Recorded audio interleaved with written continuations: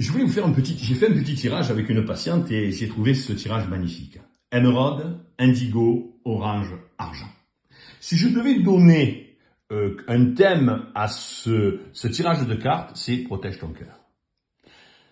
Si vous réfléchissez, je prends les couleurs et je vais les mettre sur un bout de papier. Le cœur, je l'ai mis en vert, l'émeraude. Le cerveau, je l'ai mis en indigo. L'intestin, je l'ai mis en orange. Et le jaune, eh bien, c'est le plexus solaire, c'est le chakra solaire. Qu'est-ce qui se passe dans notre vie?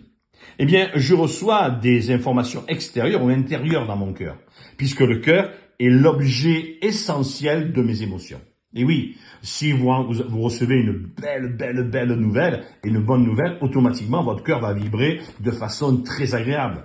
Il va envoyer à votre plexus solaire, eh bien, le bonheur et la joie, et il va envoyer au cerveau, eh bien, de l'endorphine et des tas d'hormones qui vont vous permettre, eh bien, d'avoir envie de créer quelque chose, puisqu'on vous a demandé de créer quelque chose de nouveau qui vous fait vibrer. Par contre, si vous recevez de l'extérieur des choses qui sont négatives, eh bien, comme on sait que le cœur est comme le cerveau, et pour moi, c'est le premier cerveau, puisqu'il a lui aussi 40 000 neurones à l'intérieur. Il va avoir des ressentis. Comme si c'est des ressentis positifs, il peut aussi avoir des ressentis négatifs. Si je reçois des sentiments négatifs, des émotions négatives, eh bien, je vais envoyer à mon plexus solaire des émotions négatives, mais je vais d'abord les envoyer à mon cerveau. Donc, le cœur reçoit, il envoie au cerveau, qui lui est dans l'obligation de trouver une solution parfaite. S'il trouve une solution parfaite et qu'il relativise et qu'il trouve une solution, qu'est-ce qu'il va faire? Eh bien, il va calmer le cœur, il va calmer le plexus, et à l'intérieur de mon intestin, eh bien, rien ne réagira. Simplement, un petit moment de gêne peut-être. Par contre, si mon cerveau envoie une émission à mon cerveau, mon cœur à mon cerveau va essayer de trouver la solution, il ne la trouve pas. Eh bien, il va envoyer du négatif à mon plexus solaire, et comme il n'a pas trouvé la solution, eh bien, il va demander à mon système créatif, c'est-à-dire mon intestin, de trouver une solution par une maladie. Et voilà pourquoi, souvent, quand les gens sont en émotion, eh bien, ils ont des problèmes de cœur, puisque le plexus solaire est dans la joie de vivre, mais aussi tout le système digestif du haut. Ils vont avoir, eh bien, des problèmes de réflexion, d'analyse. On dit souvent que leur troisième œil va être bloqué parce qu'ils n'ont pas trouvé la solution. Ok, donc ils vont moins dormir, ils vont gamberger. Et tout cela va se transmettre à l'intestin qui, lui, eh bien, va trouver une solution mécanique à la problématique dont le cerveau n'a pas trouvé de solution pratique. Donc, vous voyez, le cœur est important. Il faut protéger son cœur.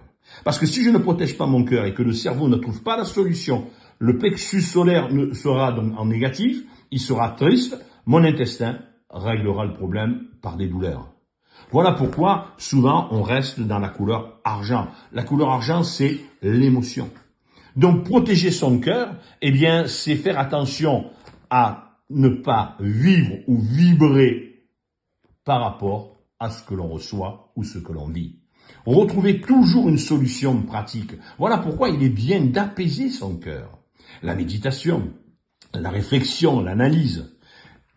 Exprimer et expliquer à son cerveau que la situation que nous vivons, c'est une situation ponctuelle. Et le fait de méditer, de poser, eh bien, permettra de détendre notre plexus solaire et de ne pas avoir des émotions qui vont se transformer en problèmes. La méditation est importante, la réflexion est importante, l'analyse est importante. Mais une analyse trop profonde en s'inquiétant de ce qui va se passer aujourd'hui ou demain, ce sont des inquiétudes qui ne nourrissent pas notre cœur, mais qui détruisent notre système vague, notre système parasympathique et sympathique. Donc, faites attention à protéger votre cœur. Souvent, je dis aux gens, apprenez à dire non.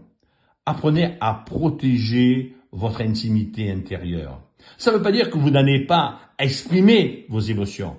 Exprimez-les, jamais dans la colère, jamais dans la violence, mais trouvez toujours une solution pour vous apaiser.